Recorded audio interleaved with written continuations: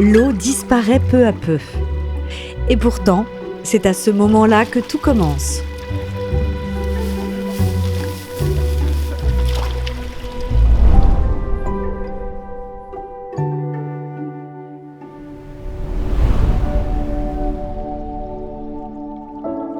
Dans la Dombes, la pêche ne s'oppose pas à la biodiversité, elle en fait partie. La pisciculture, elle est indispensable au bon équilibre d'un étang. Ça permet de brasser le fond de l'étang, ça évite que l'étang s'envase de trop et ça fait partie intégrante de la chaîne alimentaire. C'est ce qui va permettre de nourrir certains oiseaux. Il y en a d'autres qui vont se nourrir des œufs des poissons. Ça va permettre de réguler aussi forcément les moustiques. C'est toute une chaîne alimentaire dans laquelle on ne peut pas supprimer de maillons. Lors des pêches d'étang sur la réserve, c'est la copée poisson qui intervient pour nous aider à pêcher et à récupérer le poisson après la pêche. Il y a 3 destinations pour le poisson. La première, c'est tout ce qui est petits poissons blancs. Ça, on les garde sur le parc pour nourrir les oiseaux.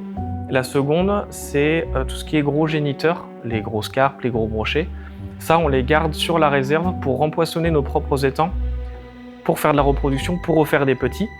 Et ensuite, tous ces poissons-là, ce qu'on appelle du poisson marchand, donc des petites carpes, des petits brochets, la copée poisson nous les rachète pour les revendre soit à d'autres pisciculteurs, soit à des fins alimentaires.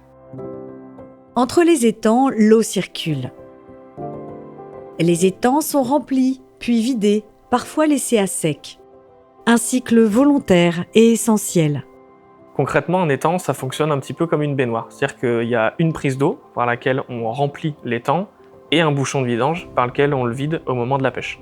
On vide les étangs régulièrement pour plusieurs raisons. D'une part, l'étang est resté en eau pendant 3 à 4 ans, donc il y a des travaux à faire de maintenance sur les ouvrages, de curage de la vase pour que l'eau puisse s'écouler convenablement. Et ensuite, c'est important que l'étang reste à sec pour minéraliser en fait la matière organique. Tous les déchets des poissons, de la vie de l'étang de manière générale, ça fait une couche de vase que l'étang ne peut pas absorber telle qu'elle. Il faut qu'elle soit minéralisée via soit une culture de céréales, soit des plantes spontanées.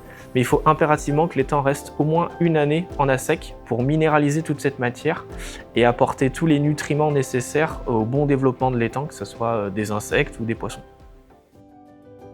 La Dombe est un territoire unique fait de milliers d'étangs qui ponctuent le paysage.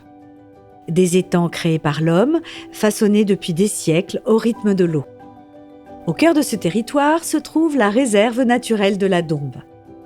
Un espace protégé, préservé, de 345 hectares. La réserve, même type que la Dombe, c'est un milieu entièrement artificiel. Tout a été créé par l'homme, que ce soit les étangs, les haies, les forêts, tout a été planté, tout a été creusé à la main. Donc si on n'entretient pas ce milieu, il va être voué à se refermer et tout va disparaître. Depuis la création du Parc des Oiseaux en 1970, la réserve est placée sous sa gestion. Un travail quotidien mené loin des regards.